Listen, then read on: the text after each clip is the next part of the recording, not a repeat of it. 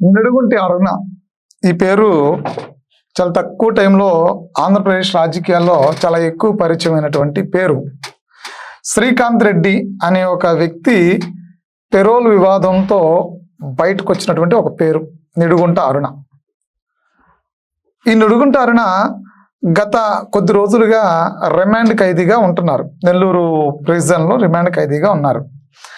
ఆమె ఎందుకు రిమాండ్ ఖైదీగా ఉన్నారంటే రౌడీ బ్యాచ్ని పెంచి పోషిస్తూ అరాచకాలకి తెగబడుతున్న తెరలేపిన నేపథ్యంలో పోలీసులకు అందినటువంటి ఒక ఫిర్యాదు మేరకు ఆవిడని అరెస్ట్ చేసి జైల్లో పెట్టారు. ఒక రియల్ ఎస్టేట్ ఒక బిల్డర్ని బెదిరించి ఒక అపార్ట్మెంట్లో ఫ్లాట్ని కాజేసేటువంటి పన్నాగం పన్నితే ఎవరు నిడుగుంటారని అంటే శ్రీకాంత్ రెడ్డి అనేటువంటి ఒక అతనికి ప్రస్తుతం ప్రేయస్గా ఉన్నటువంటి వ్యక్తి అన్నీ సహకరించి మొన్న పెరోల్ మీద బయటకు వచ్చినప్పుడు అన్నీ సహకరిస్తే పెళ్లి చేసుకుని కలిసి జీవిద్దాం అనుకున్నటువంటి ఒక పరిస్థితి.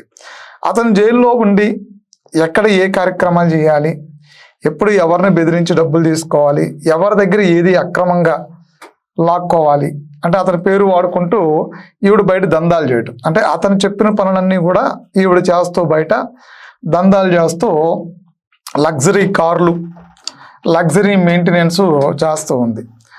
చాలా కాలం మనం 2019కి ముందు ఆవిడ చూస్తే పాపం ఆవిడ ఆకారానికి ఆవిడ అప్పుడు కట్టుకునేటువంటి బట్టలకి ఆవిడ అక్కడ చిన్న టైలర్గా చేసుకున్నటువంటి ఉద్యోగానికి ఆ టైలర్గా పని చేసుకుంటూ జీవనం గడుపుతున్నటువంటి ఆవిడికి ఇప్పుడు నిడుగుంట అరుణ అనేటువంటి ఎవరైతే ఇప్పుడు లేడీ డాను ఈ శ్రీకాంత్ రెడ్డి అనేటువంటి రౌడీ డాన్కి ప్రేసుకున్నటువంటి లేడీ డాన్ ఎవరైతే ఉన్నారో ఎప్పటికీ అసలు సంబంధం లేదు. అంటే అంత ప్రభావం చూపించింది. అంటే ఆవిడే స్వచ్ఛందంగా దిశ అనే ఒక ఆర్గనైజేషన్ పెట్టేసుకోవడం, దాని ద్వారా ఎన్నో సేవా కార్యక్రమాలు చేసేస్తానని చెప్పడం, పోలీసులతో పరిచయాలు పెంచేసుకోవడం, పొలిటీషియన్లు కలిసి వాళ్ళతో పరిచయాలు పెంచేసుకోవడం, ఇవన్నీ కూడా సోషల్ మీడియాలో పోస్ట్ చేయడం, సోషల్ మీడియాలో చాలామంది ఆవిడని ఆకర్షించేలాగా రీల్స్ చేయడం, ఇవన్నీ కలిసి ఆవిడకి కొంత గడిచినటువంటి 5 ఏళ్లలో ఆవిడకి కొన్ని కలిసి వచ్చినాయి. తర్వాత శ్రీకాంత్ రెడ్డి అనేటువంటి అతని అతను బయోగ్రాఫ్ తెలుసుకుని ఆ బయోగ్రాఫ్ ద్వారా జైలుకి వెళ్ళి అతన్ని కలిసి పరిచయం పెంచుకుని అతన్ని పెరోల్ మీద తీసుకొచ్చి అతనితో కొద్ది రోజులు గడిపి సో అతనితో పాటు బయట గడపడానికి కావాల్సినటువంటి ఎస్పీలని గట్రా వాళ్ళని ట్రాప్లో పెట్టి గోవా లాంటి యాత్రలకు విహారయాత్రలకు తీసుకెళ్ళి ఇలాంటివన్నీ ఎన్నో చేసినటువంటి ఒక మహిళ ఆవిడ. సో ఈరోజు ఆవిడ గురించి రాష్ట్రంలో నడుస్తున్న చర్చ ఏంటంటే ఒక మహిళ ఇంత చేయగలుగుతుందా? ఇలాంటి అరాచక శక్తులు ఆంధ్రప్రదేశ్లో మహిళలు గత పార్టీ అంటే వైఎస్ఆర్సీపీ పార్టీ ప్రభుత్వం అధికారంలో ఉండగా ఇలాంటి వాళ్ళు ఉన్నారా? ఇలాంటి కార్యక్రమాలు చేశారా? అంటే రౌడీ షీటర్ని ప్రేమించడం, అతను బయటికి తీసుకురావటం, చాలా మందిని బెదిరించడం, దాని ద్వారా లబ్ధి పొందడం, తర్వాత పెరోల్ టైం అయిన తర్వాత అతను జైలుకి వెళ్ళటం, మళ్ళా ఇక్కడ కొన్ని పంచాయతీలు తీసుకెళ్ళి అతను చెవినేయటం, అతను అక్కడి నుంచి ఈవిడతో వార్నింగ్లు హెచ్చరికలు ఇచ్చి పంపించడం, ఇక్కడ చోటా మేటా బ్యాచ్ అంతా పోగు చేసుకుని ఈవిడే అతని ప్లేస్లో ఈవిడ వెళ్ళడం, ఇలాంటివన్నీ జరుగుతున్నాయి. ఇప్పుడు ఈవిడ కన్ను హోంశాఖ మీద పడింది. మనం గతంలో చూసాము ఈ నందిగం సురేష్ అనేటువంటి వ్యక్తి చాలా కేసుల్లో అరెస్ట్ అయ్యి జైల్లో ఉన్నారు. ఆమె ఎవరో మరియమ్మ అనేటువంటి చనిపోయినటువంటి ఆ మర్డర్ కేసులో, తర్వాత చాలా కేసుల్లో అరెస్ట్ అయ్యి మొన్నటిదాకా జైల్లో ఉన్నాడు. అతను జైల్లో ఉన్న టైంలో అతను కలవడానికి వెళ్ళినటువంటి సందర్భంలో ఈ నందిగం బేబీ అనే ఆవిడ ఏదో ఆ బేబీ అనే ఆవిడ అక్కడ పోలీసుల మీద జులుం ప్రకటించింది. ఆ జులుం ప్రదర్శించినప్పుడు అక్కడ సిఐని మీరు బయటికి వెళ్ళండి అని ఏదో మొత్తానికి ఆ గేటు బయటికి గెంటేశారు. పోలీసు వాళ్ళ పని వాళ్ళ ప్రిన్సెస్లో ఉన్నప్పుడు మనం అరాచకాలు చేస్తాము హడావిడి చేస్తా అంటే వాళ్ళు ఊరుకోరు కాబట్టి బయటికి పంపించారు. తర్వాత ఈవిడ చూసి ఆ సిఐ లేచి సెల్యూట్ చేశాడని, కాబోయే హోమ్ మినిస్టర్ అని చెప్పని ఆ సిఐ ఈవిడ్ని పొగిడాడని, మేడం మేడం రండి మేడం కూర్చోండి అన్నాడని, ఏమైనా చూసి అతను వణికిపోయాడని, ఎందుకంటే కాబోయే హోమ్ మినిస్టర్ అని. అంతేకాకుండా ఒక లాయరు సమ్ పర్సన్తో మాట్లాడుతూ నెక్స్ట్ సీటు బేబీకి అని కన్ఫామ్ అయింది, ఆ బేబీ పాల్గొండ సీటు బేబీకే కన్ఫామ్ అయిపోయింది, ఆవిడ ఆ సీటు గెలవంగానే 2029లో హోంశాఖ ఇస్తున్నారు అనే దాని మీద వాళ్ళు డిస్కషన్ చేసుకున్నారు. ఆడియో బాగా విపరీతంగా వైరల్ అయింది. వైరల్ అయిన తర్వాత ఏంట్రా ఈ కర్మ, మన రాష్ట్రంలో హోంశాఖకి అసలు విలువే లేదా, పక్కన అతను ఒక పెద్ద రౌడీ షీటరు, ఇన్ని కేసులు ఉన్నాయి అతని మీద, ఎంత అరాచకాలు చూస్తూ జైల్లో ఉన్నాడు, ఏవాడ జైలు దగ్గర పోయి అడావిడి చేస్తున్నది, ఎలాగో హోమ్ మినిస్టర్లు ఏంటి, అసలు హోమ్ మినిస్టర్ అంటే ఏంటి, అసలు హోమ్ మినిస్టర్ అంటే వీళ్ళు ఏమనుకుంటున్నారు అనే దాని మీద చర్చ నడుస్తుండగా, తర్వాత ఈ యాంకర్ శ్యామల అని ఒక ఆవిడ అప్పుడు వైసీపీ అధికార ప్రతినిధిగా ఉంది, బెట్టింగ్ యాప్లు, తర్వాత ఆవిడేదో సెక్స్ ర్యాకెట్ కేసులు సంథింగ్ ఉన్నాయి ఆవిడ మీద. ఈవిడిప్పుడు బెట్టింగ్ యాప్ల కేసుల్లో ఉంది. ఆంధ్రప్రదేశ్లో ఏదో అప్పుడప్పుడు వచ్చి ఏదో పెట్ట కథలను పీసు కథలు ఏవో చెప్తూ ఉంటుండదు ఆవిడ, అప్పుడప్పుడు వచ్చి కనిపిస్తూ ఉంటుంది, చెప్తూ ఉంటుంది. రీసెంట్గా ఆవిడ 2029 ఎన్నికల్లో పోటీ చేయబోతున్నాను, నేనే హోమ్ మినిస్టర్ అని చెప్పుకుంటుందట, నాకే హోమ్ మినిస్టర్ పోతున్నారని. తర్వాత ఇప్పుడు ఈ నిడిగుంట అరుణ ఎవరైతే ఉన్నారో ఆవిడ పోలీసులకి ఆఫర్లు ఇస్తుందంట. 2029లో నేను హోమ్ మినిస్టర్ కాబోతూ ఉన్నాను, నాకే టికెట్ ఇస్తున్నారు, నేను హోమ్ మినిస్టర్ కాబోతూ ఉన్నాను, ఆ హోమ్ మినిస్టర్ అయిన తర్వాత మీకు నేను సపోర్ట్ చేస్తాను, మీరు ఇప్పుడు నాకు సపోర్ట్ చేస్తే నేను మీకు పోస్టింగ్ల విషయంలోనూ ఇతర విషయాల్లో నేను మీకు సపోర్ట్ చేస్తాను. ఈరోజు ప్రధాన పత్రిక రాసినటువంటి కథనం అది.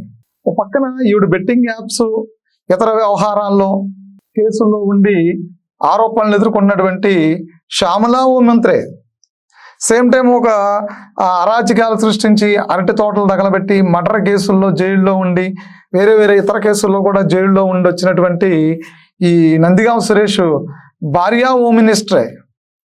సేమ్ టైం ఇవాళ ఎన్నో అరాచకాలు, ఒక రౌడీ షీటర్కి ప్రస్తుతం ప్రేయస్గా ఉండి నెల్లూరు పరిసర ప్రాంతాల్లో ఎంతోమంది బిజినెస్ మ్యాన్లు కావచ్చు, బిల్డర్లు కావచ్చు, చాలామందిని బెదిరిస్తూ అరాచకాలు సృష్టిస్తున్నటువంటి ఆ లేడీ డాను నిడిగుంట అరుణ హోమ్ మినిస్టరే. ఒక పక్క నుంచి తెలంగాణలో రాష్ట్రంలో ముఖ్యమంత్రిగా ఉన్నటువంటి రేవంత్ రెడ్డి హోంశాఖ ఆయన కింద ఉంది, ఆయన హోం మంత్రి. ఇటు పక్కన ఆంధ్రప్రదేశ్లో దళిత వర్గానికి, సామాజిక వర్గానికి చెందినటువంటి మహిళ, ఉన్నత విద్య చదువుకున్నటువంటి వ్యక్తి, ఫైర్ బ్రాండ్ పాలసీ మాట్లాడుతుంది అనుకునే వ్యక్తి ఆంధ్రప్రదేశ్ ప్రస్తుత హోంమంత్రి వంగలపూడి అనిత హోంమంత్రి. అంటే ఈ హోంమంత్రి అనే పదవి ఎటుదారి తీస్తుంది అంటే రౌడీల్ని పెంచి పోషించే వాళ్ళని, రౌడీజం చేసే వాళ్ళకి హోంశాఖ ఇవ్వాలనేది వైసీపీ యొక్క ఆలోచన, దూర ఆలోచన. అసలు వాళ్ళు ఎలా అంటే వాళ్ళ బ్యాక్గ్రౌండ్, ప్రస్తుత పరిస్థితులు ఏంటి, వాళ్ళ బ్యాక్గ్రౌండ్ ఏంటనేది వాళ్ళకి తెలుసు కూడా మేము హోమ్ మినిస్టర్ని ఎలా చెప్పుకుంటున్నారంటే ఆ రాజకీయ పార్టీకి ఉన్నటువంటి విలువలుగా, ఆ రాజకీయ పార్టీలు ఎలాంటి వాళ్ళకి హోంమంత్రి ఇచ్చేటువంటి అవకాశం కనిపిస్తుందా? బెట్టింగ్ యాప్స్లో, సెక్స్ ర్యాకెట్లో ఉన్న వాళ్ళకి హోంమంత్రులు, అరటి తోటలు తగలబెట్టి మర్డర్లో కేసులు, ఇతర కేసుల్లో బెదిరింపులు, ఇతర కేసుల్లో ఉన్నటువంటి ఎక్స్టెన్షన్స్లో ఉన్నటువంటి వ్యక్తుల భార్యలకి హోంమంత్రులు, రౌడీలు జైల్లో ఉంటే వాళ్ళ పేరున బయట దందాలు చేస్తూ రౌడీజం చేస్తున్నటువంటి మహిళలకు హోంమంత్రి. అది కూడా మరలా వైఎస్ఆర్సీపీ అధికారంలోకి వస్తే హోంమంత్రి అట. 2029 వైఎస్ఆర్సీపీ అధికారంలోకి వస్తుంది, మనం పోటీ చేస్తాం, మనకే హోంమంత్రి. అసలు ఎప్పుడు రాజకీయాల్లో వీళ్ళని పెంచి పోషించడం అనేది తప్పు. అసలు యాంకర్ శ్యామల అనే ఒక ఆవిడికి ఇక్కడ అధికార ప్రతినిధిగా పార్టీ పాలసీలు మాట్లాడించాలనుకోవడం, లేదంటే అధికార పక్షాన్ని ప్రశ్నించాలని ఆవిడతో ప్రశ్నించడం అనేది ఆవిడికి ఆ బాధ్యతలు అప్పచెప్పడమే నేరం. ఇక్కడ ఆవిడే ఆరోపణలు ఎదుర్కొంటుంది. అలాంటి వ్యక్తి హోంశాఖ అవుతానంటే రానున్న రోజుల్లో పరిస్థితులు ఎలా ఉంటాయి? తర్వాత లేదా నందిగం సురేష్ లాంటి వ్యక్తి భార్య హోంమంత్రి అయితే రానున్న రోజుల్లో పరిస్థితులు ఎలా ఉంటాయి? లేదా నిడిగుంట అరుణ లాంటి వాళ్ళు హోంమంత్రి అయితే పరిస్థితులు ఎలా ఉంటాయి? ఇది ప్రజల ఇమాజినేషన్కి వదిలేద్దాం. ఒకసారి ఊహించుకుంటే వాళ్ళ మీద నడుస్తున్నటువంటి పత్రికల్లో కథనాలు, వాళ్ళ మీద నడుస్తున్నటువంటి ఇన్వెస్టిగేషన్లు, వాళ్ళ మీద ప్రస్తుతం ఉన్నటువంటి ఎఫ్ఐఆర్లు, వాళ్ళు ఎదుర్కొంటున్నటువంటి విచారణలు, వీటన్నిటినీ కనుక మనం పర్టికులర్ దాన్ని చాలా క్లోజ్గా వాచ్ చేస్తే వాళ్ళ జీవితం ఏంటి, వాళ్ళు ఎలాంటి పరిస్థితులు ఉన్నారు, వాళ్ళు ఎలాంటి పరిస్థితులు క్రియేట్ చేస్తున్నారు, పబ్లిక్లో వాళ్ళ అటెన్షన్ ఏంటి అనేది మనకు అర్థమవుతుంది. అలాంటి వ్యక్తులకి ప్రజాస్వామ్యంలో ప్రజల్ని పరిపాలించే అర్హత కట్టబెడతానంటుంది చూడు వైసీపీ. నిజంగా ఈ పార్టీకి, ఈ పార్టీలో ఉన్న నాయకులకి పెద్ద పెద్ద విగ్రహాలు కట్టి జయంతులు చేయాలి. ఎందుకంటే అట్లాంటి పార్టీలో ఎట్లాంటి వాళ్ళని ఎంకరేజ్ చేస్తూ ఉన్నారా. వాళ్ళు చెప్పడం కూడా వైసీపీ అధికారంలోకి వస్తే దేనే హోంమంత్రి అని చెప్తూ ఉన్నారు. అంటే వైసీపీ పార్టీలో ఎట్లాంటి వాళ్ళక ఎక్కువ స్థానం ఉంది అనుకోవాలా? అంటే ఏం జరుగుతుంది? అంతకుముందు మనం జానారెడ్డిని చూసాం, వసంత నాగేశ్వరం చూసాం, నిమ్మకాయల రాజప్పని చూసాం, తానేటి వనితను చూసాం, అదేవిధంగా చదువుకున్న వాళ్ళందరూ సుచరిత, మేకతోటి సుచరితను చూసాం, ఇంకా చాలామందిని చూసాము.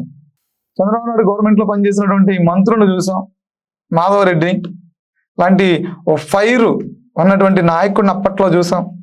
చాలా మందిని చూసాం మనం హోంమంత్రులుగా, చాలా మంది చూసాం. అక్కడ దాకా ఎందుకు, తెలంగాణలో జూనియర్ అయిన రాజశేఖర రెడ్డి సబితా ఇంద్రారెడ్డికి ఇచ్చాడు హోంమంత్రి.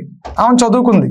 అంటే చదువుకుని రాజకీయాల్లో బలమైనటువంటి ప్రత్యర్థులను ఢీకొట్టి, రాజకీయాల్లో బలమైనటువంటి ఒక ముద్ర వేసి, ఫ్యామిలీలో భర్త కుటుంబంలో నుంచి మంచి ఫ్యామిలీ బ్యాక్గ్రౌండ్లో నుంచి వచ్చి మంచి రాజకీయాలు చేసినటువంటి వాళ్ళు ఆ పదవుల్లో ఉండాలనుకోవడం తప్పులేదు.